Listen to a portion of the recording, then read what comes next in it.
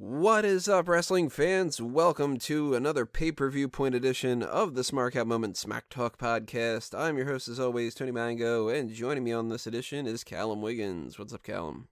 Women's wrestling. Just the one. Just one clap. Yeah. If you haven't read the title and everything yet, what we were going to talk about today is our post-show, essentially, not immediately afterward, but there's a reason for that. We'll get to it in a minute. Of the 2017 inaugural Mae Young Classic tournament, we're going to be breaking down essentially everything. And that's pretty much why we didn't do a post-show. One of the reasons why was because it was late at night, and it's like sleep plus factoring in all the other work that I had to do and stuff. And even more so, you can't really do a post-show of one match of a tournament. You got to look back at the whole tournament. The Cruiserweight Classic, we did a post-show right afterward because it was essentially this long kind of breakdown every single week. This was just one match, and it was kind of awkward. So it would have been weird to be like, all right, we're going to do the post-show of the finals, and hey, Kairi Sane won. All right, well, there's your post-show.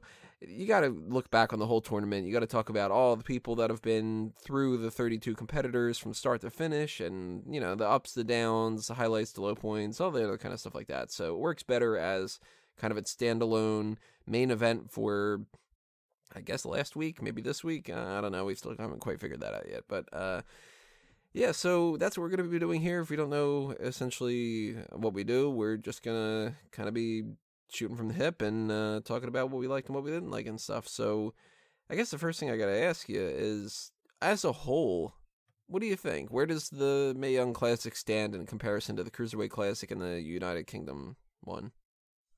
For me, a distant third.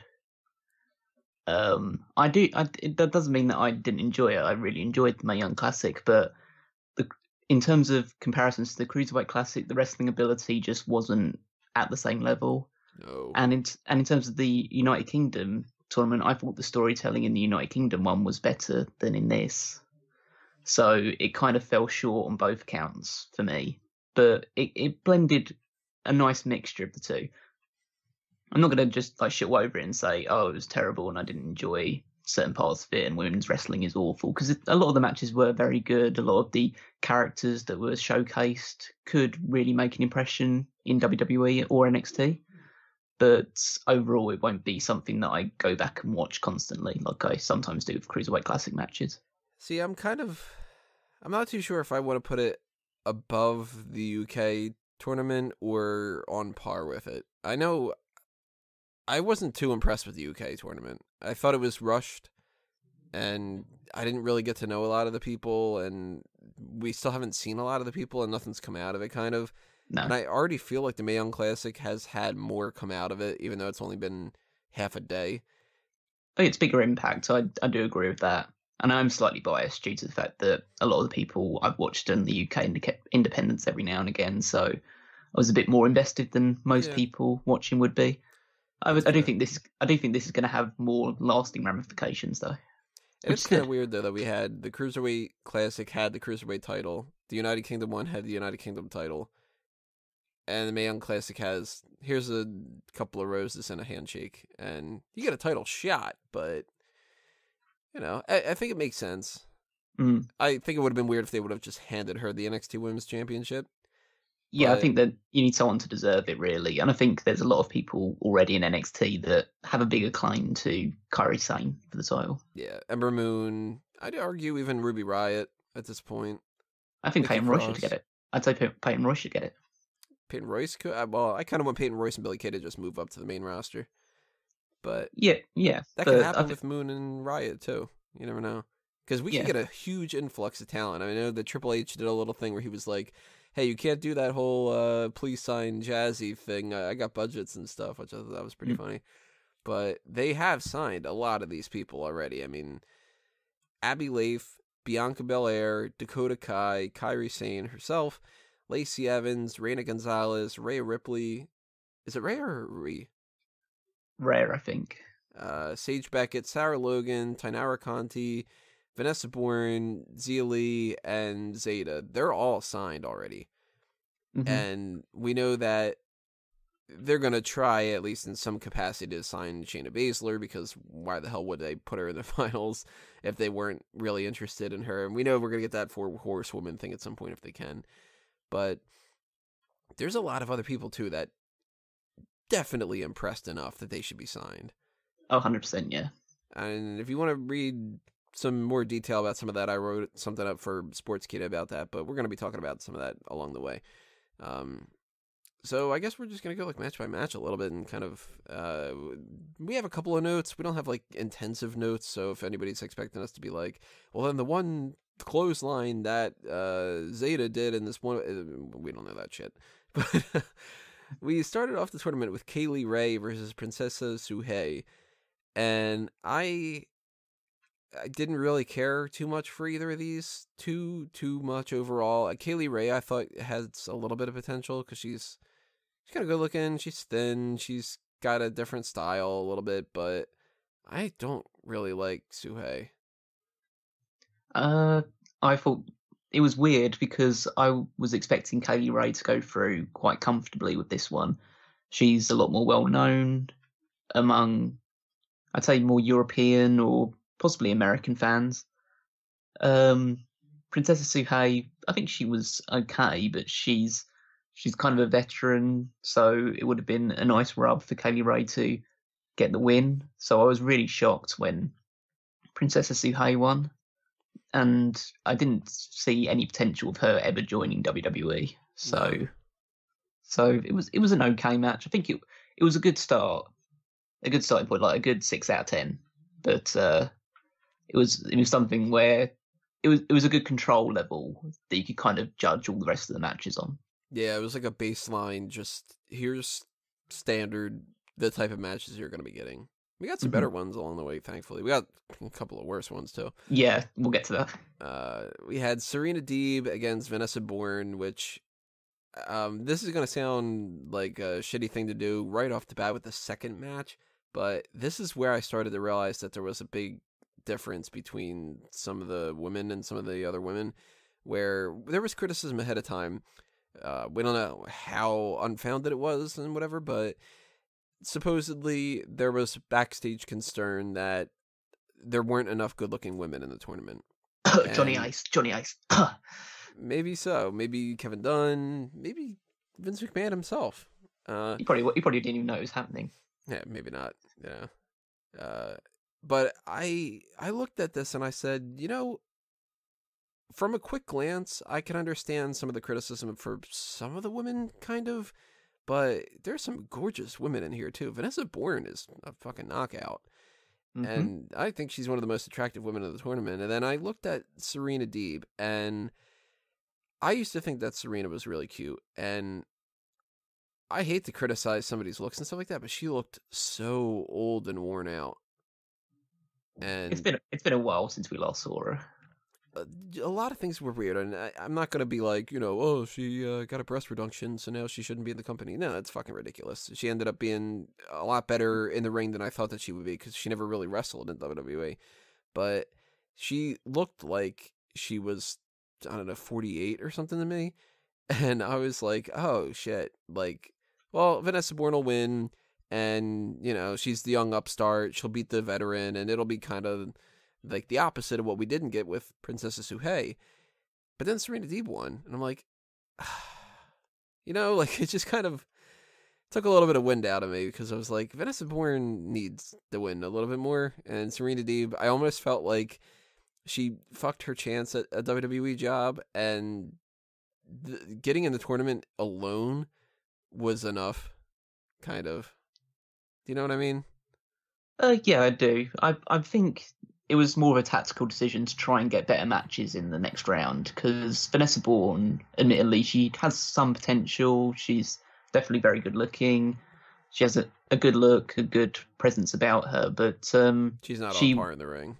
No, she's not experienced enough. And Serena looked pretty good. I was surprised how good she looked, because I hadn't heard anything about her wrestling on the independents beyond leaving WWE. Right. So I was almost thinking like she'd left WWE and then she'd just been brought back 7 years later or whatever to do this. That's what I felt like.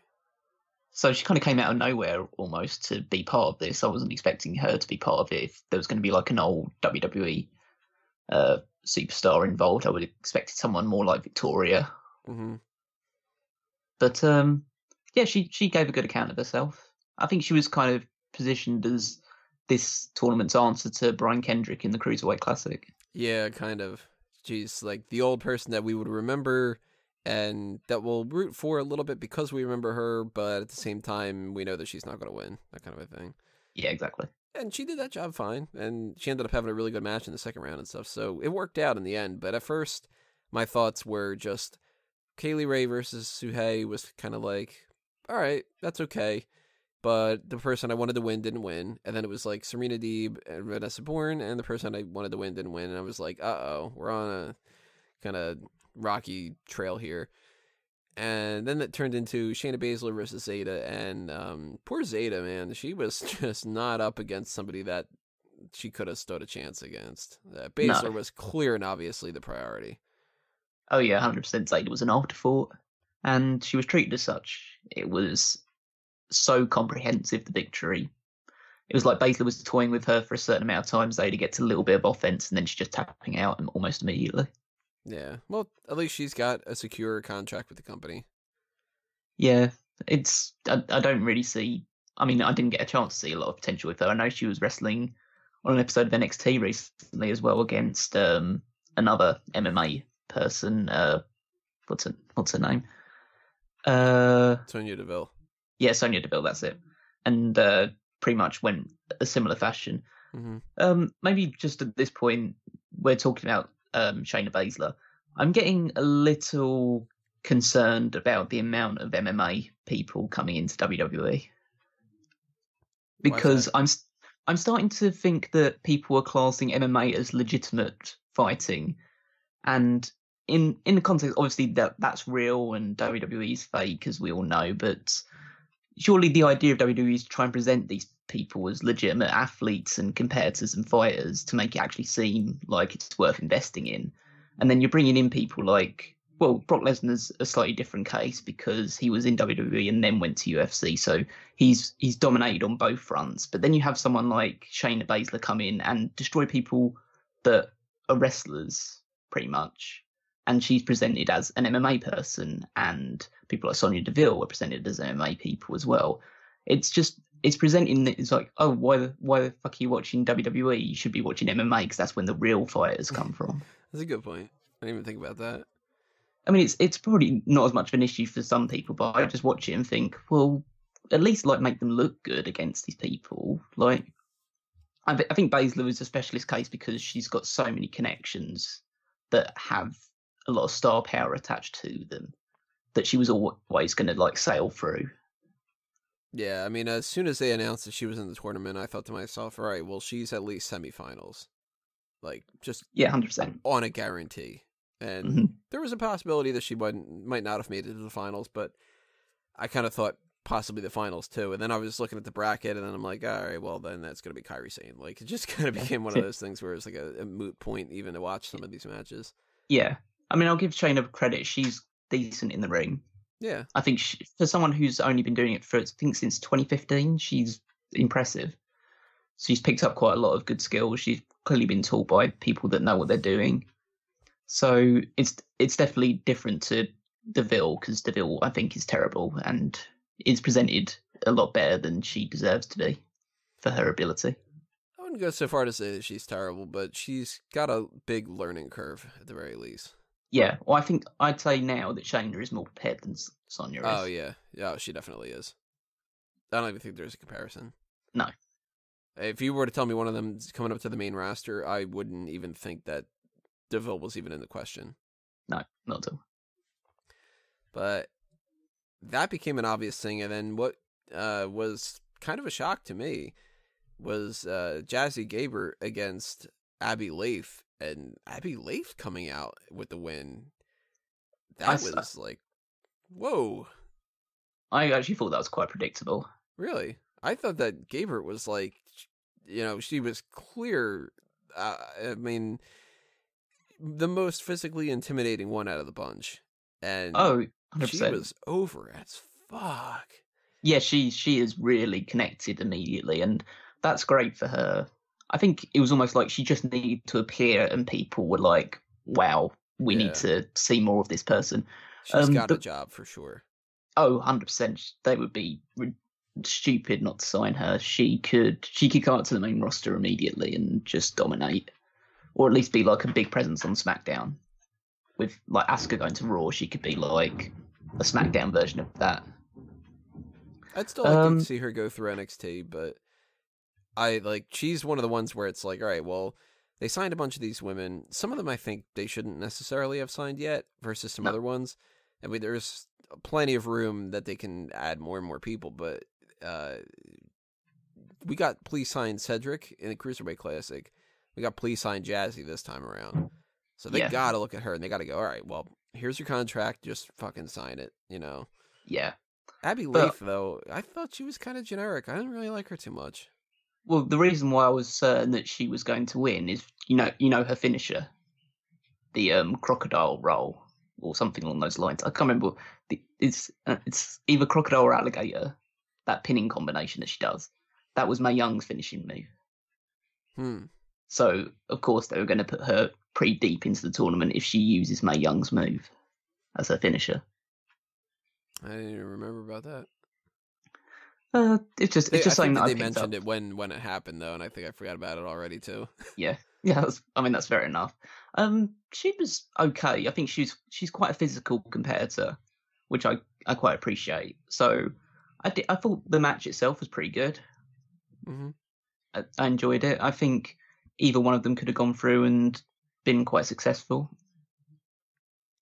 But so I'm not too concerned with the fact that I think at some point you do have to start pushing some people that you've already got signed to Yeah. your development or make them look good. So Abby's already in place. Jazzy is someone that obviously fans want to sign, but is still an unsigned commodity. So I don't mind pushing the person that you're 100% certain is going to be like a feature in NXT going forward. We did get some other pushes for some other people, but they're a little bit later on in the tournament. Yeah. Another person that I think definitely should be signed is Mercedes Martinez. She Yeah. held up somebody, Zelee, who is very, very untested.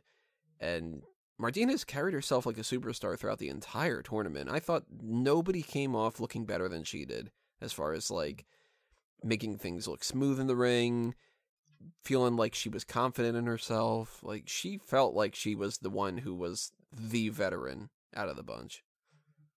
Absolutely. She was so charismatic and so in control, which is what you get if you've been on the independent scene for about 16, 17 years. Yeah. This is her chance to shine in WWE, and she absolutely grabbed the chance with both hands and made a name for herself.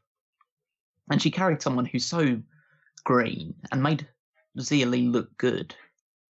Not just like look competent, she actually looked pretty good in the match, and that's a lot of credit goes to Mercedes for doing that.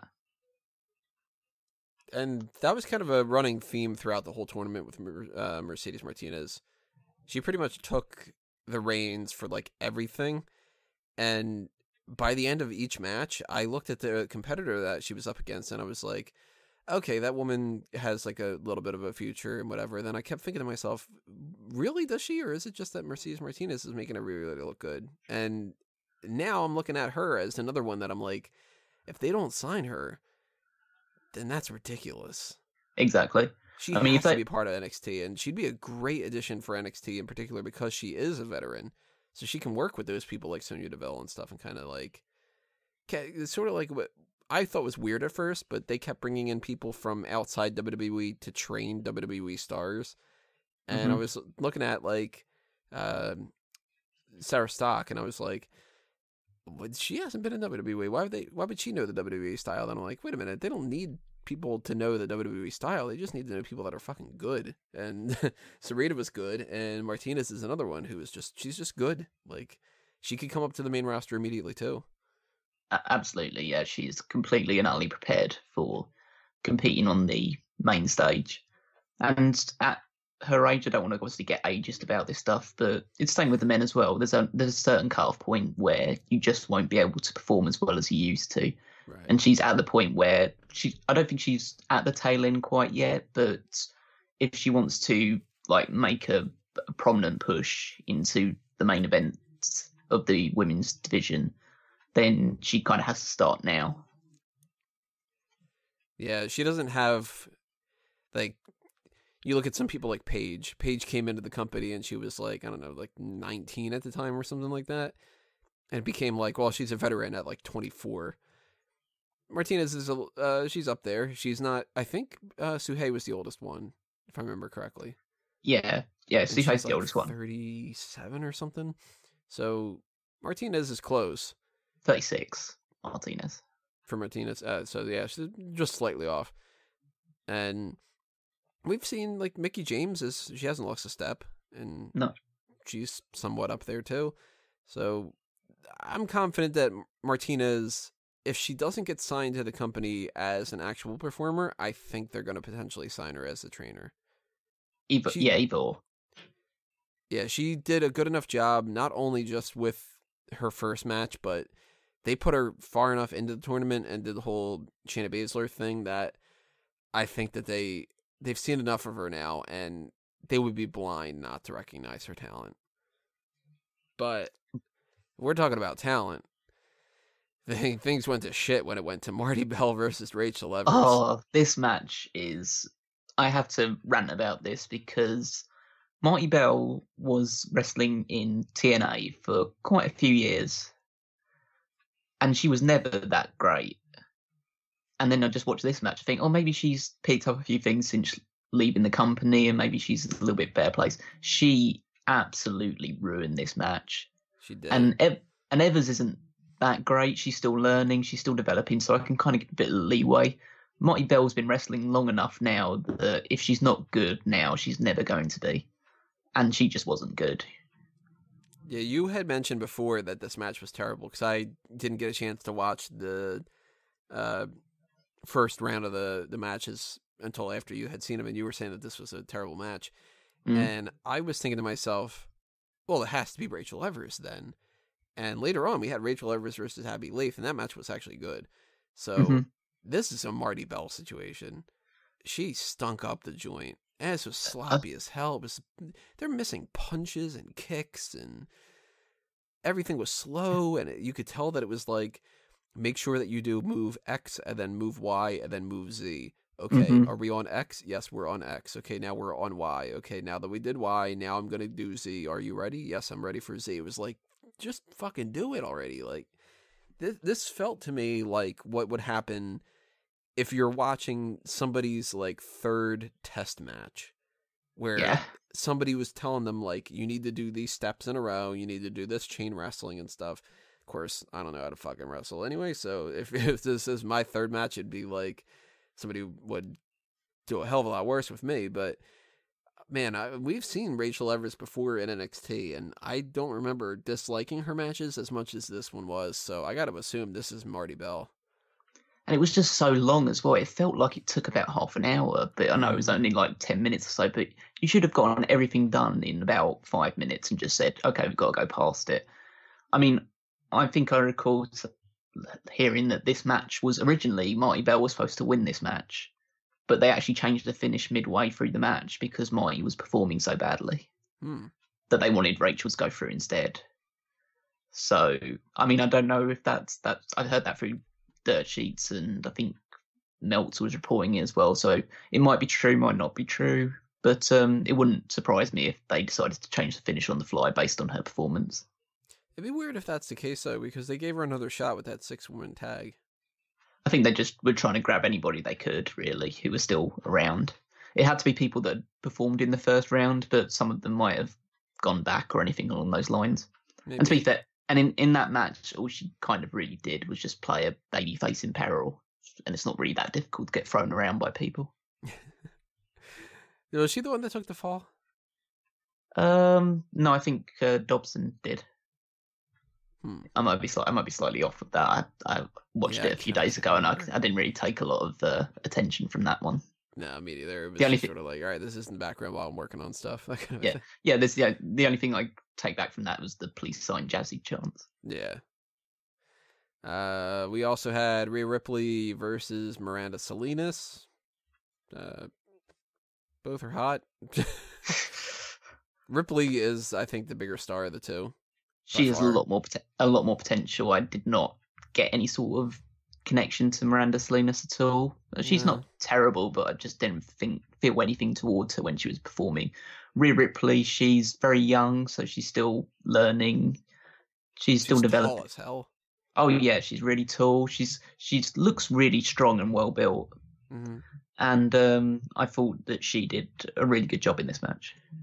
I don't know her character, like her ability to cut a promo and such, but pure like look alone, not only just the fact that she's attractive, but her height, her build, her youth, she's a future champion. Oh yeah, 100%. And she's also from that Australian New Zealand contingent that is slowly being formed in NXT right now.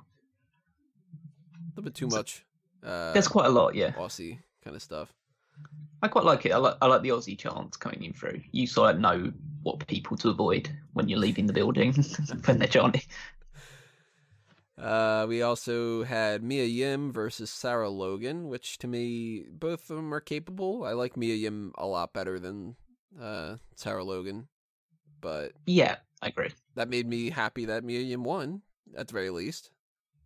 And Mia Yim is a definite signing for me. Yeah, that's what I was going to say too. And I think by this point they need to sign her for sure. Yeah, she's got so much experience. She's been around every single promotion besides WWE. And now she had the chance to perform, and I think she played the veteran role really well. I think her match with Logan was good, and obviously we'll talk about the future matches that she had with Baszler. She's a really good talent. She has a nice story around her as well, as obviously someone who went through domestic abuse, fought back against it, and is now pioneering causes that go against domestic abuse. So she has a really good, and that's the ring that she has, not the ring, the nail. It's the expression "put a nail in it." So when she's doing on the ropes and she's pointing to her nail, that's to represent that. Huh. Did you listen to any of the interviews? I did and I didn't. Like, I got so brain dead from hearing that kind of song that I kind of just started to fade out after a while. Because after every fucking interview, they played that goddamn song, and it just became like, all right, I need to skip through some of these. So maybe I skipped Mia Yim's, but I liked her a lot from the start. Like, she was a very quick, kind of like, if I had to compare her to another person, it would have been Martinez, where I just felt like she just knew what she was doing. Oh, 100%. Yeah. She was very confident and assured of herself in the ring. Speaking of noise quickly, do we just give a brief talk about the commentary? Because Jim Ross has lost a step, and Lita is Lita. Yeah, she gave it a go. I think they got better as it progressed. I know it was a new pairing, so maybe I was being a bit harsh on them for the first few episodes, but I don't think they are going to be a combination that ever comes back after this.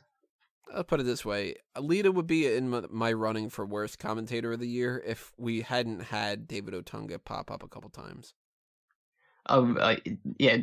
She's not as bad as him or Percy Watson in my book at the moment. Oh yeah, so. Percy Watson too. Yeah, and yeah, I would say Nigel McGuinness too, to a certain extent. But she's kind of a little bit on par with Nigel to me, where I felt like everything was fake, like they were trying to do impressions of a commentator. Yeah, I think it was weird that she didn't come across as more genuine, because I would have thought this would be something that she'd be like deeply invested in. And I think she probably was. She just wasn't good at projecting it, in my opinion. Yeah, she could have been just like, I mean, commentary is not something that everybody can do. And even people that are good talkers can't necessarily do commentary. You have to have the right type of style for it. So Lita I'd be okay with never seeing her do commentary again. Yeah, great. And Jim Ross, he kind of seemed like he was phoning it in a little bit here and there. I just don't think he knew any of the people. He didn't. Combination of not knowing him and not being prepared enough for it, and maybe being a little tired some nights. Cause they did record a lot. Yeah, I can imagine so. I think there's a lot of reasons why it wasn't as good as previous matches he's called, but on the whole, I think it got better towards the end, so I'm not going to complain about it too much. I mean, you give me these commentary teams that we've had so far out of these tournaments, Daniel Bryan and Marwan Allo, by a long shot, were better.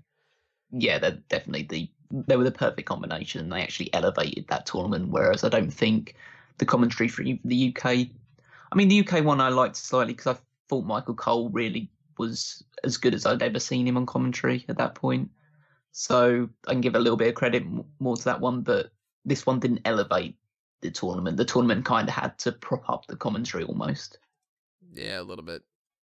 Yeah, I wasn't too impressed. It could have been worse. I mean, there were instances where I felt like if they would have had somebody else, it would have maybe made the matches seem a little bit better.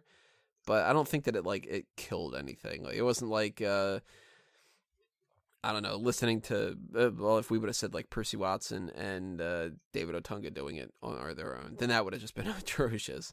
Or even Vic Joseph, like I don't really like Vic Joseph too much. I don't really dislike him either. He's just kind of bland.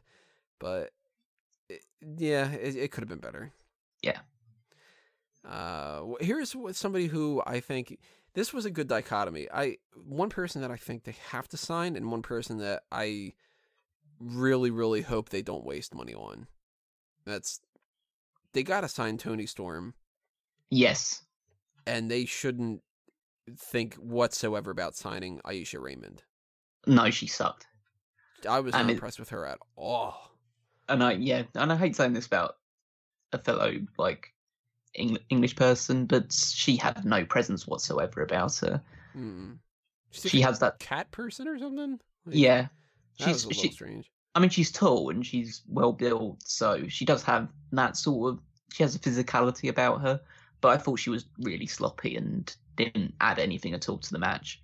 Yeah, she was outclassed by Toni Storm. Incomparable. Toni Storm is a special talent, I think. Like, she's only 21 at this point in time, but she's been wrestling. 21? Yeah, and she's been wrestling since 2009. Jesus Christ, I thought she was like 31. No, she is ridiculously young. She's already been wrestling in Japan for many years. She's been wrestling on the UK circuit for a long time as well. She is going to be a huge star. And whether it's she signing with WWE now or she signs a couple of years down the line once she's done her travelling across all other places and developed more into a more complete wrestler, she's going to be the big thing in women's wrestling, in my opinion. Oh, crap. Now that I know her age on top of that, that's a guarantee. I mean, I thought that she was a lot older than that, and she very clearly the superstar of the tournament in a lot of different ways. Like, she connected with the crowd immediately. She knew what she was doing. That hip attack thing, that's more than welcome anytime on my screen. Yeah. She was one of the ones where it was like, oh, okay, I get it. She's one of the ringers, you know? Yeah, a lot of these people, you see a lot of potential in them. You see Toni Storm and you say, right, that's a finished article right there. Yeah. That's they don't need to tweak anything. She can just be Toni Storm. Yeah. She's completely ready to be in NXT or on the main shows. And she'd fit like a glove. One person, actually, two people, I would say, that are good on paper in different ways, or the next two, Kavita Devi and Dakota Kai. Dakota Kai reminds me of Sami Zayn a lot. She's like the scrappy little one. She goes more Bailey for me. I think she's like Bailey from Australia. Yeah, she's not quite as saccharine to me as Bailey. Nah, maybe not. That's why I think more of the Sami Zayn, where it's like, she looks like she's a little bit of a dork, but I like her. Same thing with Sami Zayn. I like Sami Zayn. I just pick on him. And Dakota Kai's got like the little Princess Leia kind of buns, sort of, and the pigtails, and she's like the scrappy do. Like you root for her, and she's clearly a baby face. And I got a feeling that she thinks that she wants to be a heel, but it's like, you are so not, sweetie. Like, But Kavita Devi, here's something that's pretty interesting. She dominated the YouTube market. Yeah. her match had, what was it? 5 last million, time I I checked, think. it was 4 point something million, and the next highest up was like 100,000 hits, 13 times the amount of views at one point. And I don't know if that's just the Indian market. I don't know if that's interest in her in particular, but it was clearly her that created this, because it didn't apply to Dakota Kai later on in rounds. And you know what? Kavita Devi, she looks like she's got a lot of improvements that she has to go through, but she's good looking. She's big. She looks strong and intimidating. And it doesn't hurt to have more of that diversity angle. I think that she's another one that they pretty much have to sign. Agreed. I mean, put it this way, I'd rather she was WWE champion right now than Jinder Mahal. So I thought she was cut a promo better than just saying Raj 20 times. Yeah. I mean, from what I gathered from her interview, she doesn't speak English very fluently. So most of her discussions were in her native language. So she might not be too prepared yet to go onto TV, and she definitely is still quite green and needs a bit of fine tuning in the ring. But I think, considering her size and power, she doesn't need to be that great. I mean, Braun Strowman is like the biggest star in WWE almost at the moment, I'd say, and he's still not great in the ring. He's very good, and he's gone a lot better, but he's still just does the power moves, and that gets him over. She could be the same way. And I don't think that her mic skills are really going to hurt her. No. Because the women's division, they don't tend to cut as many promos. No, and she's been trained by the Great Khali, so she has that sort of connection. I assume, she's already a lot better in the ring than the Great Khali ever was, so I don't know where she's learning that from, but... He's like the do as they say, not as I do type of thing. We can't do anything, he says is just be good wrestler, and then she's like, all right. I thought it was a kind of interesting pairing, though, because it was like the underdog story being told a little bit. It was a good story. I thought it was told quite well. It was a simple story, but it was done effectively. Yeah, and I think that the right person won, because even though Kavita Devi has a different edge to her than Dakota Kai, you need some people like Dakota Kai's to go along. Mm-hmm. So I wasn't opposed to that. I looked at that as kind of like, that's how I preferred it to go down, and I wouldn't have wanted the Abby Lath, Jazzy Gabert one. Right. Like, they didn't need to have the underdog win both. And then another underdog, to a certain extent, won the next match too, because Bianca Belair defeated Sage Beckett, who is the bigger one of the two. And this was our first look really at Sage Beckett, who she was Sage Miller for like a little bit, which I actually like that name better. And Mary Kate and Rosie Love in TNA, and she slimmed down a whole lot more. And she looked good, and I liked that whole witchcrafty kind of thing that she had going on. But I think they need to go a little bit more with it. Like, this is okay for like the first round. In the future, she needs to be like very much more, I'm a witch type person. Yeah, she's got an interesting character about her that needs to be explored a lot more. But she has a nice presence about her, and like her eye language when she's in the ring or when she's playing to the crowd is really good. And you know what? Credit to Bianca too. She's one of the few that knows that there's an entertainment aspect of it beyond in the ring. Bianca is a future multi-time women's champion, and I'm calling it right now. She is going to be a big star. I was a little bit hesitant about her because I saw she was in a qualifying match with Aaliyah before the tournament, and I didn't really care too much for that match. And so I thought, oh, she's just going to be someone who's pushed quite highly, maybe, but not deserving it. But she was a lot more impressive than I gave her credit for. She's extremely athletic. She's very charismatic. She carries herself in the ring like she hasn't been just doing this for a year or two, that she's been doing this for about almost 4 or 5 years. She's definitely still needs some improvement, but yeah, that's why she's in the developmental system too. Yeah, but I could see her being someone who gets into NXT, is pushed pretty immediately towards the title, and then goes from there onto the main roster. Yeah, I think she already is more advanced than some of the people that have been on NXT for a while. You brought up Aaliyah. I've never really been impressed with Aaliyah. No, I think she's And terrible. I think that, to a certain extent, Bianca's even a little bit better off than Liv Morgan is. I'd say she's better than... Yeah, I think she's better than Liv Morgan. She's better than Aaliyah. I think she's better than Deville. Sonya, Yeah, sure. Sonya. And I think she's... I wouldn't say on par just yet, but in terms of wrestling ability, I think she matches someone like Billie Kay or maybe even Peyton Royce, but I think Peyton is getting a lot better in the ring, so... Yeah, I think she's got a bright future ahead of her. And I think that Sage has a lot of potential, too. I like her a lot.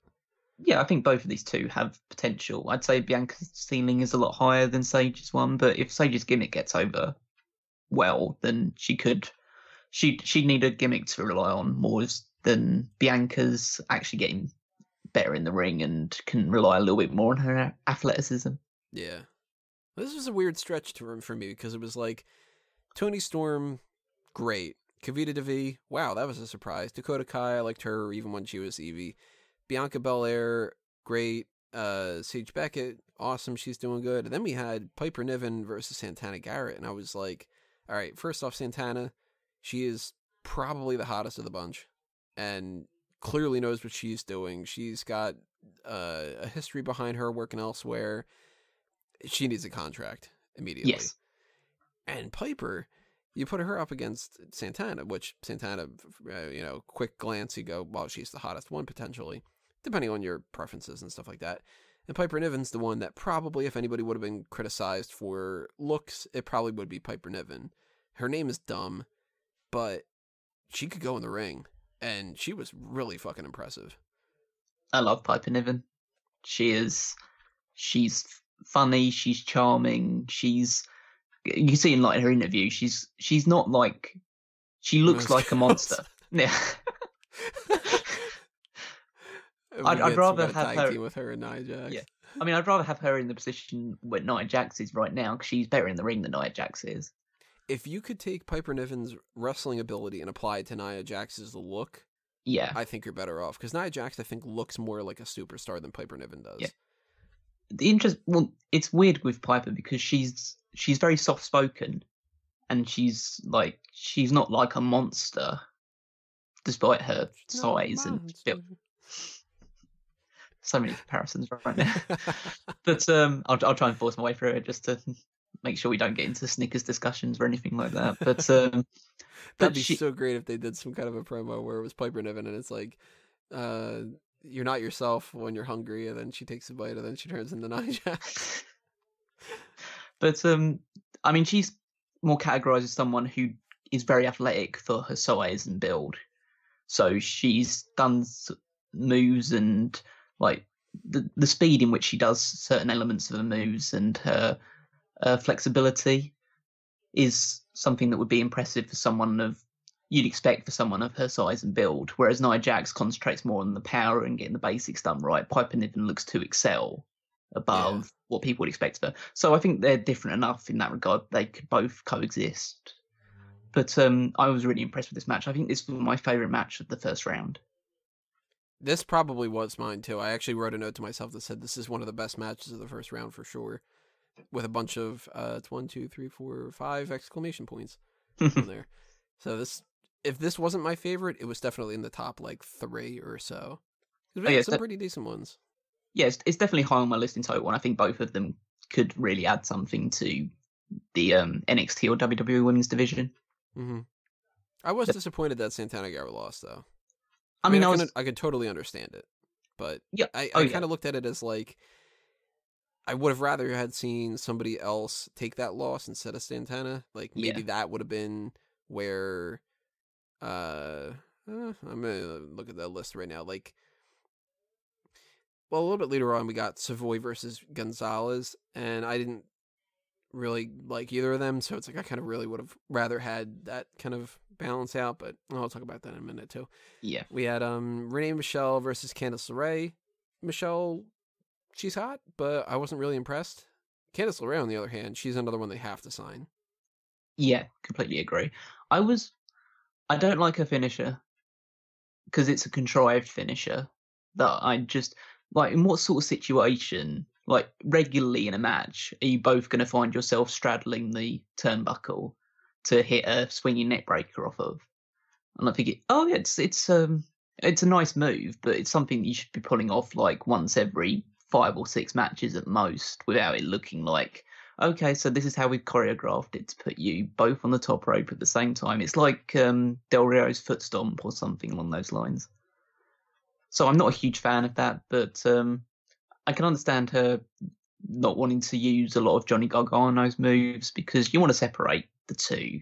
And she definitely has enough ability, charisma. She's very over with the crowd to stand on her own. But I just hope she gets a better finisher. Yeah, and that's something they can work on a little bit in the future. I think she's kind of like already embedded in the company a little bit with Gargano, and she stood out a little bit to me as far as just like, I guess to a certain extent her look, because she was kind of like the tiny peppy blonde one, and even more so though was that she was a high flyer of the bunch. Yeah. And we don't really have any of them. And she was of course totally over with the crowd. So yeah, 100% sign.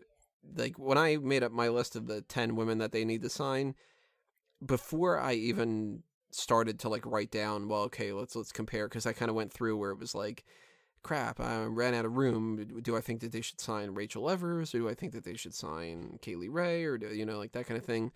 One of the few that I was like, all right, well, guaranteed Toni Storm, guaranteed Shayna Baszler, guaranteed Candice LeRae. Like that's just another guarantee. And they don't have too many baby faces, I think, that are as easily baby faces as Candice LeRae is. Yeah. Like you can have women like trying to think of one. Say, I'll even say like Naomi to a certain extent. Naomi right now is at the best part of her career that she's been. But even after years and years and years, Naomi still doesn't get quite the ease of a crowd response as babyface as somebody like Candice LeRae seemed to have gotten. Yeah, it's much more natural with Candice. It's like you look at her and think, oh, this is the underdog, the lovable underdog that we want to get behind, whereas Naomi's a little more of an acquired taste. I think she's definitely a lot more over than she ever was beforehand. But Candice is like an instantaneous thing, whereas Naomi had to be developed over a few years. Yeah. And, I mean, Candice LeRae also has a little bit of the bump from just being an indie kind of person, and in an indie crowd, so you have to factor that in. It's like you put Candice LeRae in front of the WWE audience from like a normal SmackDown thing, she might not get any response, but it was a lot more genuine. Yeah. I'm not saying that to like discredit Naomi. It's very rare to find someone with such an instantaneous reaction, and Candice has that potential. So I'd like to see her in NXT going forward. I think Definitely. And I don't know. I think obviously she could translate onto the main roster, but I think NXT is where she belongs right now. Yeah, I think that she could be a huge standout for NXT. She could be kind of like their top babyface. Yeah. Well, outside of Kairi Sane. Yeah, those two would probably be the top 2 ones. So here, this was an interesting pairing. Lacey Evans versus Taynara Conti. I was never really into Lacey Evans, but I realized why I wasn't during this match. I do like Lacey Evans. At this point, with her match here and her later match against Toni Storm, I think there's a lot of potential for Lacey Evans. She's got a great look to her. She could go in the ring. She seems like she's got her head on straight, like she's not somebody we're going to have to worry about like a Paige where it's like an attitude problem or something. But as much as I really, really like a lot of stuff about Lacey Evans, I think they need to just pick one. I hate how she has like 6 styles. Yeah. She's like the all-American girl. She's like the military veteran. She's got some kind of like pinup model type of thing going on. She's like the wife of a sailor or something. It's like, I don't know what the hell she's doing, but she's got a ton of potential. And I think if they simplify her and they tell her, like, look, stop trying to be a mashup of 20 things. Just be Lacey Evans. Kind of like what they did with Crazy Mary Dobson. It's like, you're just Sarah Logan. You're some Kentucky girl. You come out there and you're like, hey, I'm I like country music. And it's like, all right, fine. Whatever. You can do your own thing. If Lacey Evans comes out and she just maybe even capitalize on the military thing a little bit more because that makes her stand out, maybe have her come out with like camo gear on. And then that's it. And then I think she's gold. Yeah, I do think she's got too much of a mashup of gimmicks. Like, she comes out and she's looking very demure and ladylike, and then she's doing the pin-up model thing, but then she does the military salute as well. It's just, it is too much of a mashup, and I agree. I didn't really see that in it before, but it does seem quite clear when you explain it like that. Mm-hmm. It's kind of like when you take a little kid and you tell them to make their own, create a character, and what they do is they just mash up characters from the main roster. It's like, well, I'm going to make like a John Cena, Kane, Bray Wyatt, New Day guy, because I like all 4 of those, like that kind of a thing. Yeah, Conti, the note that I wrote down to myself is Conti isn't as intimidating as she thinks she is. No, but I think that's quite endearing, almost. She's Kinda. She's skilled and she has this martial arts background, and she tries to employ that and an MMA background, I think, as well, but she doesn't look like she has that background, which is a little bit of an issue for me. I mean, I do like people that are deceptively better than you'd expect them to be, because that can sometimes work, but she seems to try and present herself as, I'm really tough and lethal, and people are going to be... And I didn't buy it straight away. No, she acts like she's the Jazzy Gabert, but she's really the Candice LeRae type. Yeah, I think there's room for development. I think she's got potential. I wouldn't say no to her straight away in terms of potentially being signed under a contract. I think she needs a bit more development or a story behind her. She already is. Oh, she is. Company. Oh, well, so in which Lacey case, Evans. I knew of Lacey Evans because I've seen her in NXT every now and again, and I think Lacey has a lot of potential in terms of not so much being like a new Cena almost for the women's division, but someone who can. What I was gonna say. Yeah, but someone who has the military background, who has a Marine background, that can be sort of like a big coup in these 4th of July celebrations or like Veterans Day or something like that. She could get big wins on those shows, and Conti is a little bit more of a quiet taste. Like, if she was to be on NXT, I wouldn't put a lot of faith in her progressing beyond that point. Evans strikes me as the all-American woman character from Glow. I still haven't seen that yet, so I can't comment. You definitely got to check it out. Like, she's like, if they were to go ridiculous with it, she could be that kind of. But yeah, we then moved on to Nicole Savoy versus Reina Gonzalez, and my one and single note is exactly how I wrote it down. Thoroughly unimpressed by both outside of their size, as both are tall and powerful looking. Yeah, that's about all I got. I don't know what Reina Gonzalez is. No, I have no idea. I mean, why would you wrestle with that stupid mask, like half mask thing on your face the entire time? If she's wearing that straight to the ring, I think, okay, it's a nice little character, but she wears it the entire time, and I'm thinking, surely that's just making it uncomfortable for you. Like, either go full mask or don't wear anything at all. That threw me off so much because I thought at first it was just ring related. Entrance related. And when she kept wearing it in the ring, I was like, oh, maybe she's got like an eye injury or something. But it's just like an eye patch, kind of. So then I started thinking, well, is she missing an eye? Then I'm like, no, she isn't missing an eye. And then I was like, what the fuck's the point of this? And it just kind of pissed me off at some point. And I didn't like Savoy enough to make me go, oh, well, then I really hope that Nicole Savoy wins. I just didn't care. Like, I realized at this point that it was like, shit, this is another one where the match after that, Tessa Blanchard and Kairi Sane, I was thinking to myself, oh, god damn it, couldn't we have had Kairi Sane beat Reina Gonzalez and Tessa Blanchard beat Nicole Savoy or something, you know? Yeah. I mean, I didn't care for either of these two. I think Savoy had more potential out of the two of them, but yeah, that she seems a lot more comfortable in the ring. Gonzalez, besides the fact that she's a second generation superstar to a superstar that nobody's ever heard of. Yeah, I had to look him up a little bit. It was like, my father is, and I'm like, Who exactly? Yeah. was that guy one of those guys where you found out that he was like one of the two Jacob and Eli Blue type people, Yeah. where it's like you just don't know anything about them? Or was he Like, one of the Squat Brothers? like someone who's famous because he wrestled twice on an episode of like WWE Superstars and put over the Undertaker or something like that. Yeah, like I was like, I don't know who the hell this dude is. No. But yeah, I'm not impressed by. I don't really care if either of those two. I know Reyna Gonzalez is already in NXT, so she's gonna be. That's confusing. I know. I don't. I wouldn't care if either of those two progress any further than this. Like, if this is the high point of their career, I'm not really going to care too much. Yeah, there's plenty of other people that deserve the money more, I think. And Yeah. if you were gonna decide between the two of them, I kind of like. I don't know. I liked Savoy better. Yeah.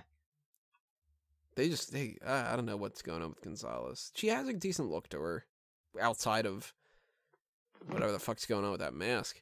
But yeah, just unimpressed. And then you get knocked out afterward with Kairi Sane versus Tessa Blanchard, which is like Sane, great, Blanchard, great. I don't quite understand the pirate thing, but I like it. Oh, it's she has a yachting background. Oh yeah, Jim Ross mentioned that every time he could. It was just kind of like, she's a yachtsman. Yachts. She likes yachts. Ah, God, yachts. I mean, it's a character that she developed in Japan and has stuck with ever since. And I think she's so connected to it now. It looks so good. I think it just looks cool. I think it looks pretty cool. I think it's kind of like, it's got like Hook related stuff to it, so I can kind of appreciate it. Yeah, and she, what was the name of it? The Insane Elbow is her finisher. Such a good elbow drop. I love it. But there was another one too. God, I'm blanking on it now. Some other move that she did. I think it was a finisher, and it was something about like another pirate pun. Fuck, what was it? Right, I have to look it up.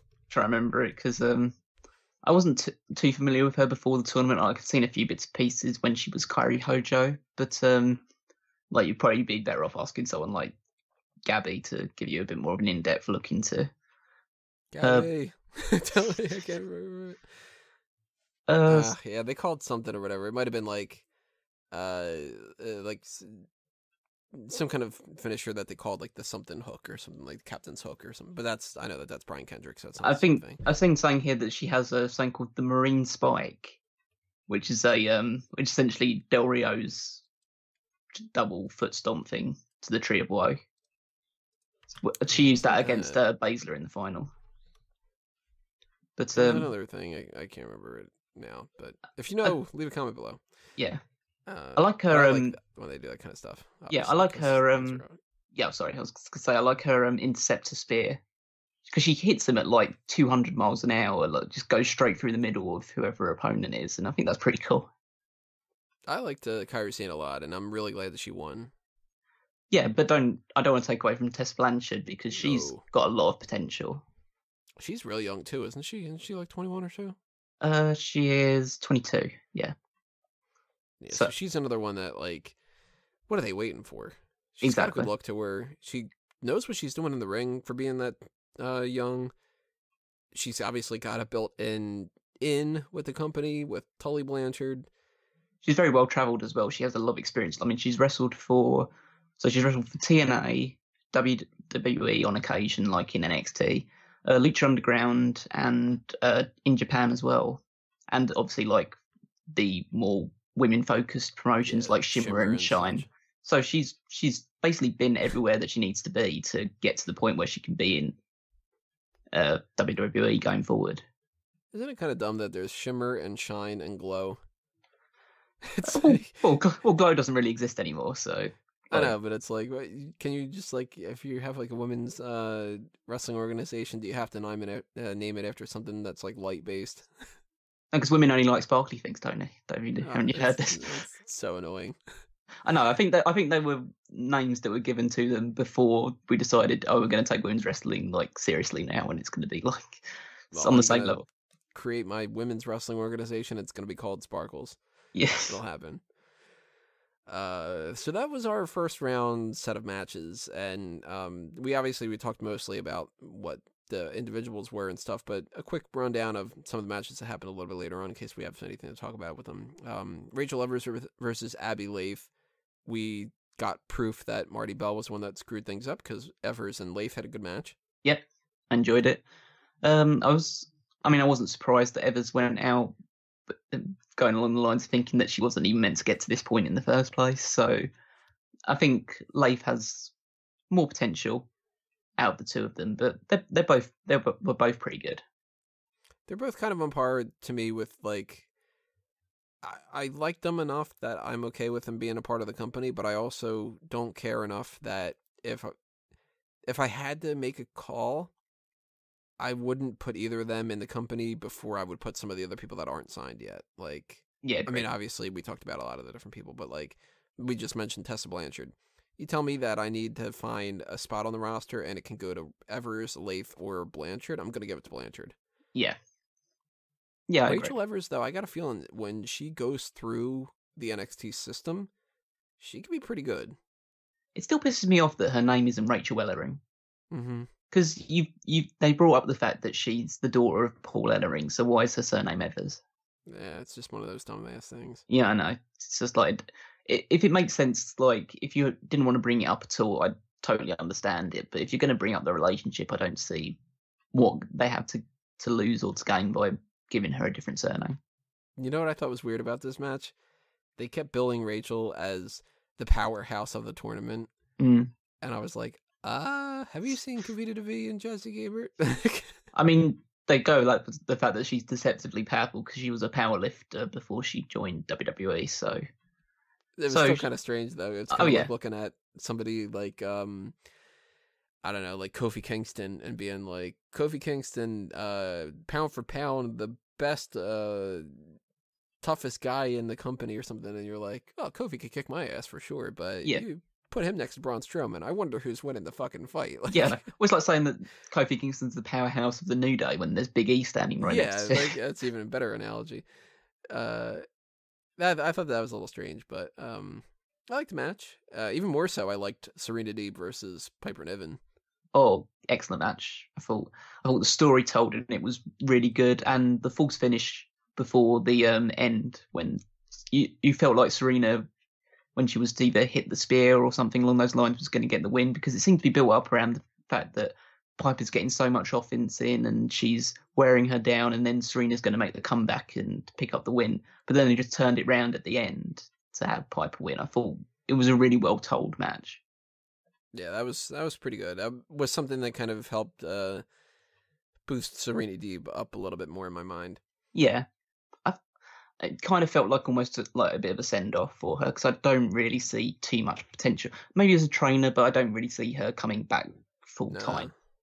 She's, again, I hate to harp on looks, but she looks like she could be everybody's mom, and she kind of already lost her her better years, and she doesn't really have like a standout look that's like different. She doesn't have a different ethnic background that they can capitalize on. She's just kind of another woman that can be in the performance center, I think. I mean, it's weird because like, you consider her as like a veteran. She's still quite young. She's only 31. So she's a lot younger than a lot of the people in the tournament. But I mean, she's probably a veteran compared to some other ones, like obviously Toni Storm and Piper Niven and people like that are quite young. So, but if she was to get back to doing this full time, and maybe, obviously I don't want to like harp on about her looks, but if she was to get better in the ring, it might be able to compensate for that stuff. Because I thought she was good, but she's definitely rusty still. Yeah, and there's far bigger stories to tell with a lot of the other women. Yeah, so, I agree. You know, you give me you give me the choice between you're gonna sign, I don't know, like even like Kaylee Ray or Serena Deeb, I'd rather see Kaylee Ray. Yep, same. Martinez and Suhei. My note is Suhei isn't proving her worth, and I'd be fine never seeing her again. I think I could go along with that. I think this was the kind of match that shows that she probably wasn't the right decision to go forward, because I think Martinez and Kaylee Ray would have had a better match. Mm-hmm. But as long as the right person won, I was okay with it. Yeah. This is when I realized that I was rooting for Mercedes Martinez. Yeah, it wasn't offensive, so I'm not going to criticize it too much. If it was a bad match, I would have said, right, it's the wrong decision to put Suhei through, but it wasn't bad enough for that. It was kind of strange that they put the two oldest women against each other. Maybe that was like a fault in the process the entire time. Just like an interesting tidbit. We had Kairi Sane versus Bianca Belair. I really, really liked, my favorite part of the whole thing was Kairi Sane catching the kiss that was blown to her and stomping on it. I thought that was really funny. This match ruled. I thought it was fantastic. It's one of the best women's matches I've seen all year. I think Bianca was like definitely performing over her experience. Kairi Sane was making all the things manageable. She was selling the power of Bianca. The whipping with the hair thing. The anchor, that's what it is, isn't it? That's the anchor. Move. Yeah, that's the move, yeah. Oh, yeah. So, Bianca. So, put Bianca in the anchor. But I thought the whipping with the hair, it's such a simple thing, but why has nobody ever done it? I was looking at that thinking, why has nobody ever done this before? Because it got such a huge reaction from the crowd. And, the 450 splash as well was great. It wasn't like as controlled as someone like Justin Gabriel doing it, but if she has that in her locker, then it's only ever going. It's only ever going. Got my thing sorted. Yeah, it's only going to get better from that point on. So it was this point where I thought, yeah, she's got a lot of potential going forward. So this is the point. Is another thing of potential. Kairi Sane needs to do Undertaker's old school and call it Walk the Plank. I mean, I like it. Probably going to suggest it to her at some point. Just everything pirate now. Yep. Like that's going to be what happens when she goes onto the main roster. Just say, oh yeah, you're a pirate and you're Japanese, so you hunt whales all the time. You have to start saying savvy in your promos and talking about rum.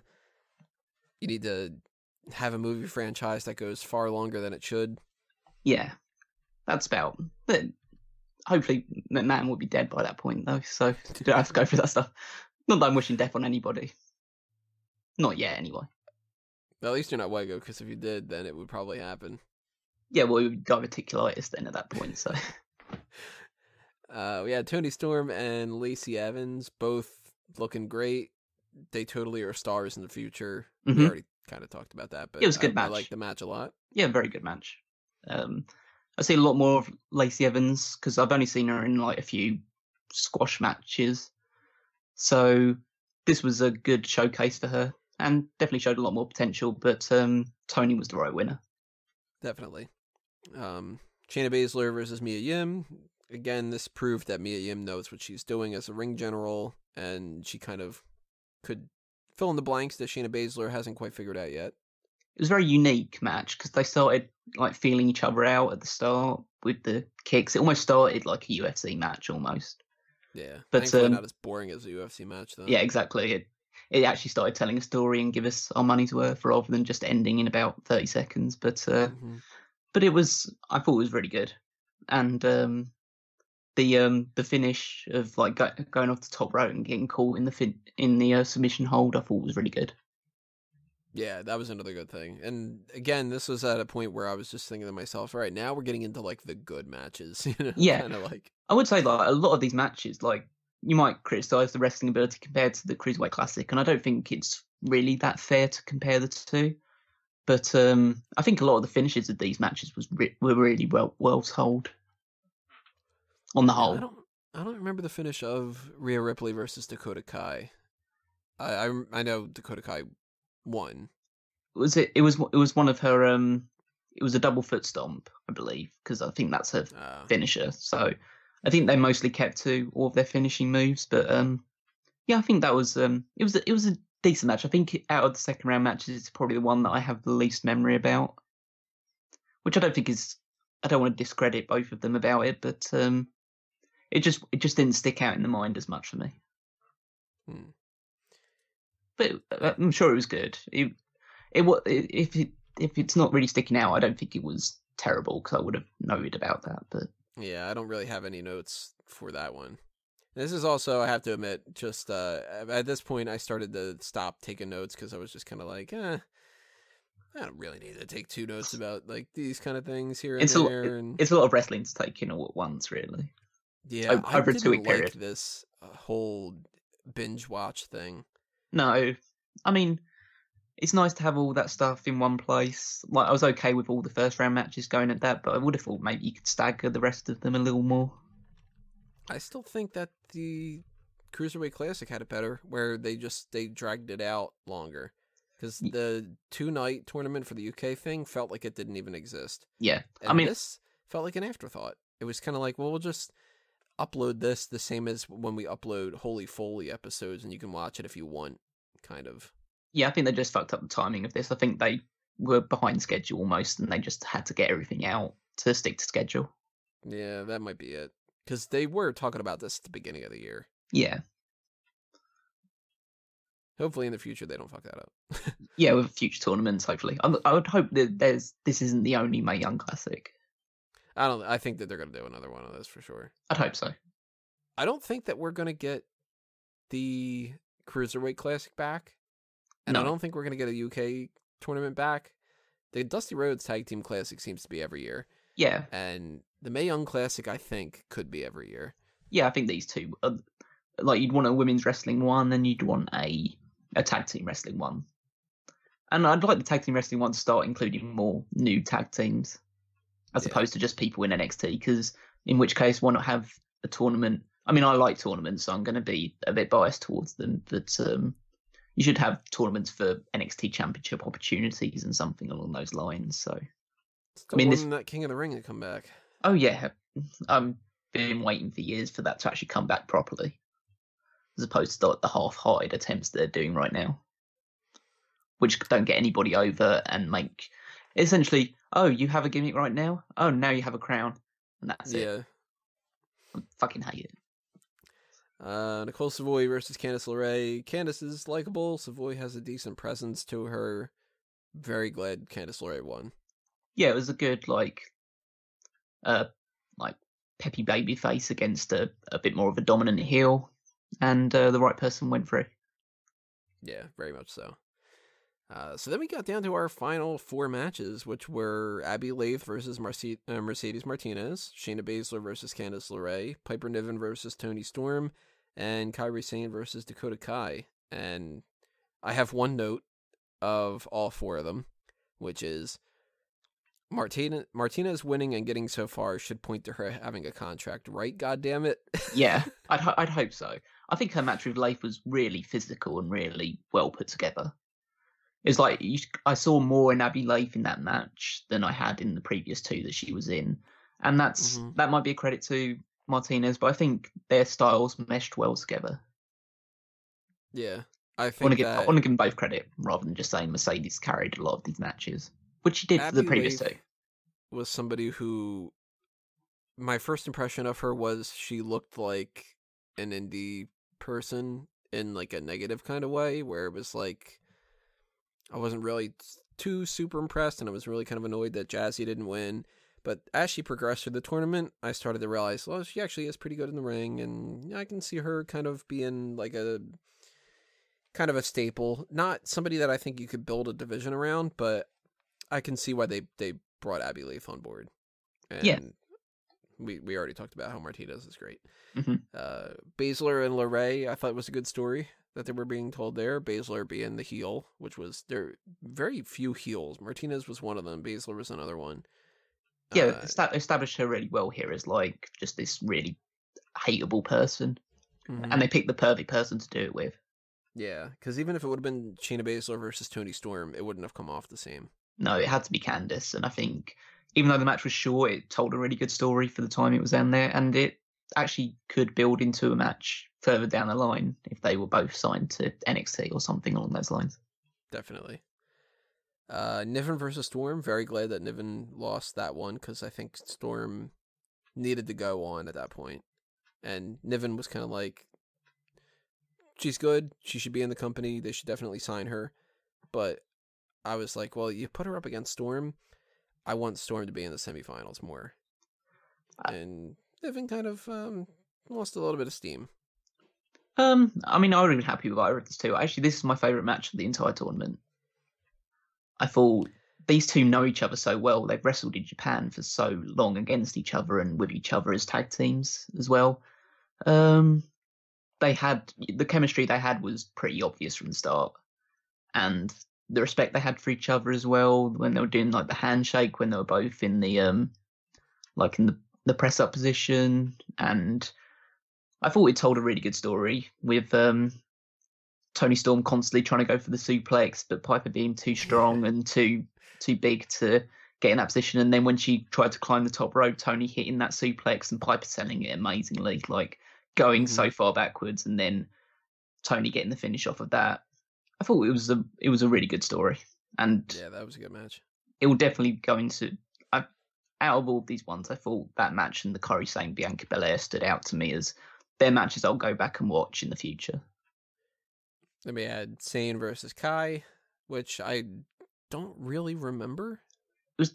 It's weird because they were like two likable underdog baby faces facing each other, so you don't really know which one is going to be playing the heel role in the match. It was a bit confusing to me. I still thought the match was good, and I think their kicks trading over was pretty good and stuff like that, but it's just the dynamic was a little bit off for me. Mm-hmm. I think it would have been better if they would have switched up a couple different people, maybe. Yeah. But then we got our semifinals. We had our Mercedes Martinez and Shayna Baszler and our Toni Storm Kairi Sane, both great matches. Yeah, I thought the Martinez Baszler match impressed me more out of the two. I thought Mercedes carried it very well, and Baszler played her part well. So it was like a really good mix of two very physical women, two people that like to bully their opponents, like two bullies going up against each other, and it was nice to see. They have very similar styles, and they've worked together on the independent scene before, so they're familiar with each other. That's why Baszler was shaking her hand when she wouldn't shake anybody else's hand at the start. So I liked that. That was a good little touch. Yeah, so it was things like that made me think this tournament is going really well, and I thought the match itself was very well put together, and Mercedes put her over really strong. The other semi-final, I mean, I don't know whether you're aware of this. It might depend on how the quality of the match actually went for you, but Kairi Sane suffered a concussion halfway through the match. Yeah, and I still think that it was pretty good. I mean, it was still pretty good. I think it could have been better. I think it was limited by that because Kairi was a little bit not all over the place because she suffered enough concussions probably in Japan that she could perform with or without it. But I think it took away a little bit. I think it could have been a lot better, so I was a little bit disappointed. But the right person have better won. Matches in the future. The right person won, and it's definitely a match that will be redone down the line. Mm-hmm. And then that took us into Baszler Sane, which wasn't my favorite match out of the tournament, but I think it was more than serviceable for a final. I think it was slightly weird. I think the right person won. Oh yeah, I completely agree that Sane should have won. Even though Baszler has a lot of connections and she definitely has potential, I think Sane is a little bit. It was more likely to get a good crowd reaction, and it's more likely to get like fans genuinely interested. I think it's better to, when you have like the first of these tournaments, to have a babyface win. Yeah, it would be a little bit weird if they would have gone a different direction with like Pete Dunne winning instead of Tyler Bate, or even not so much because Grand Metalik wasn't a heel, but I think it would have been strange if Grand Metalik would have won instead of TJP because TJP came off as more of like a WWE guy. Yeah, true.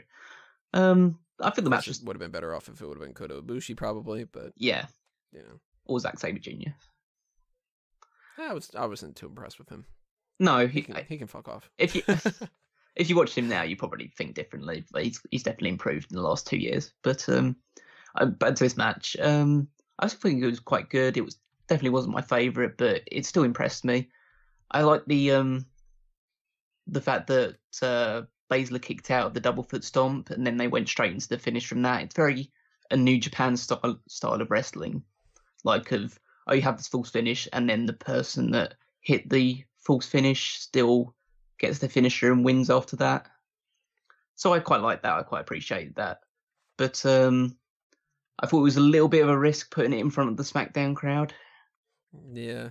Because you weren't going to get as big a reaction if you put it in a smaller arena. Then again, there's probably as many fans at the SmackDown tapings than there were at the actual Mae Young Classic in the first place, if you look at some of the pictures of the attendance. But I think the crowd warmed to it quite well, and the presentation afterwards was very well done, very respectful.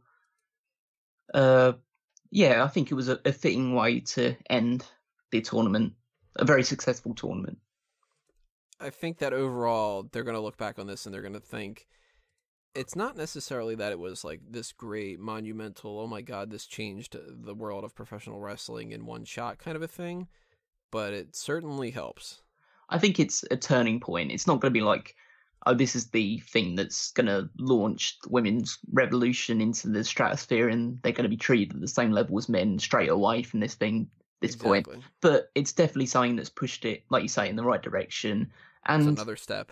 Yeah, and I think it's success. If this had flopped, there would have been a lot of question marks raised. But I think overall it was a really big success in basically every category.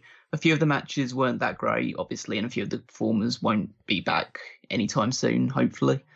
But overall, it was a big success. There were a lot of good matches. Probably some of the best women's matches we've seen all year in WWE in this tournament, especially compared to some of the stuff that we've seen on the main roster, like your Alexa Bliss and Bayley feuds and stuff like that. It hasn't been up to that level. Whereas I think a lot of these matches outshined a lot of the women's matches on the main roster and in NXT so far this year.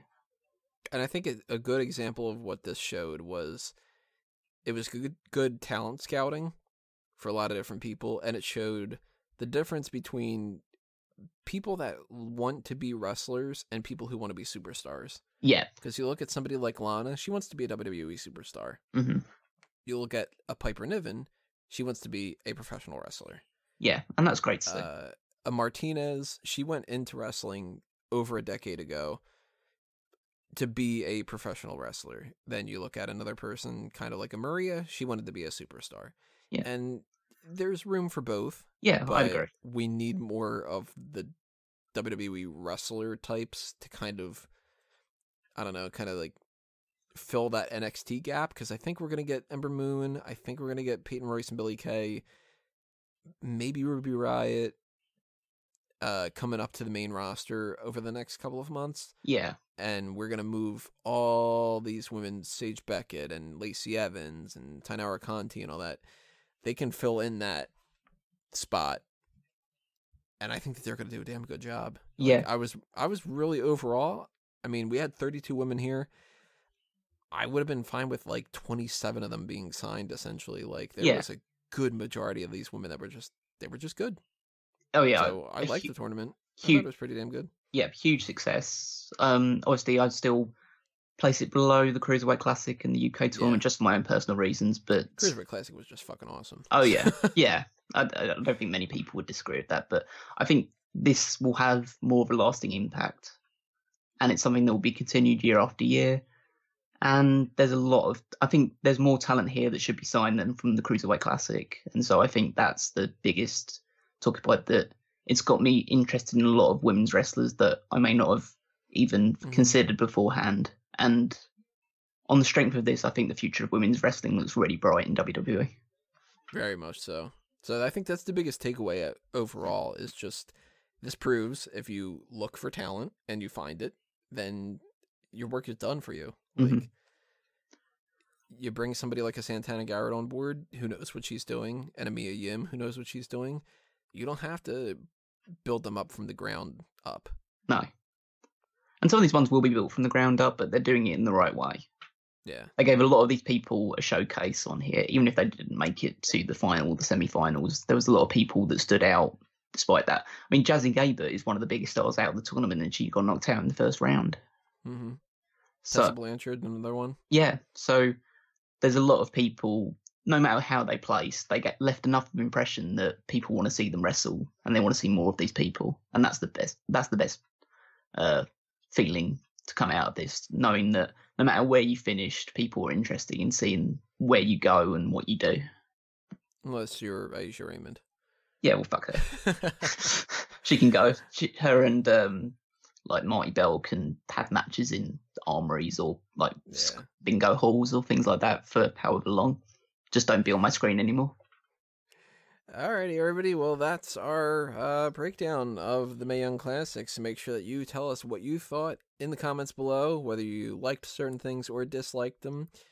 Your positives, your negatives, what you agree with, what you disagree with, what we were talking about. Just drop them in the comments below and tell us what you think and where you'd like to see a lot of these women going in the future. Who do you think should be signed that isn't already signed? Do you think that any of them that are signed or taking up a contract that could have been for somebody else? Whatever the case may be. But, Callum, anything you want to toss out for the plug side of things?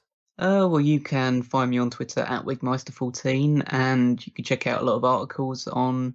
There are some Mae Young Classic related articles. We've done a scouting talent piece with myself, Jordan, and Gabby, talking about some of our favourite talent from the Mae Young Classic that we'd like to see signed, or if they haven't already been signed, who we think has potential in WWE going forward, and obviously all the weekly content that's going out all the time on Smark Out Moments. So check all that stuff out.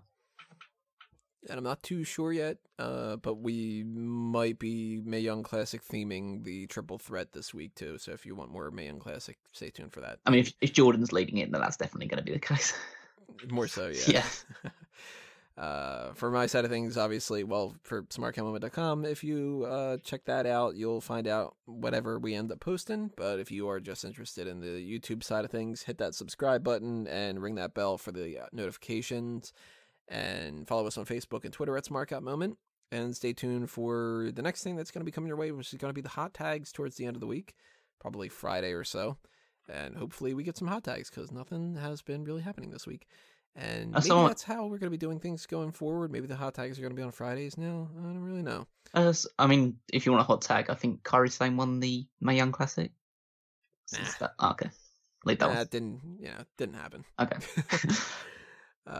But yeah, stay tuned for that whenever it's coming out and whatever we talk about. And if you have any suggestions of what you'd like to see for future editions of some other kind of things, then drop them in the comments below. I know that we're going to be having our September mailbag coming up sometime in the next 2 weeks. Next week wait, is it next week? Yeah, next week is going to be the predictions for No Mercy. And then the week after that is going to be the mailbag. And then the week after that is going to be Hell in a Cell.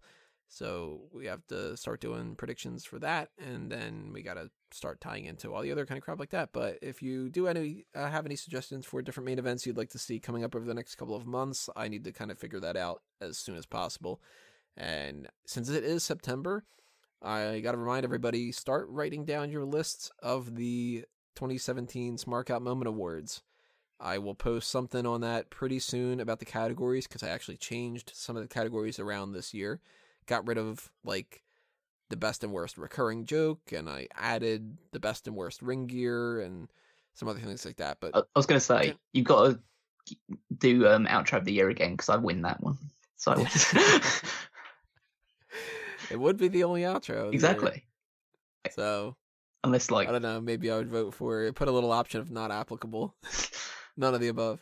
I bet Drew just appears on one show and just tries to steal my thunder for it. But then again, if it's Drew, then he will lose. So outro. Ooh. Yeah. Alrighty, guys. Well, that's stuff to take into consideration for the future. But for now, that's going to do us in. Thanks for listening to this. This has been another Smark Out moment, and we're being counted out.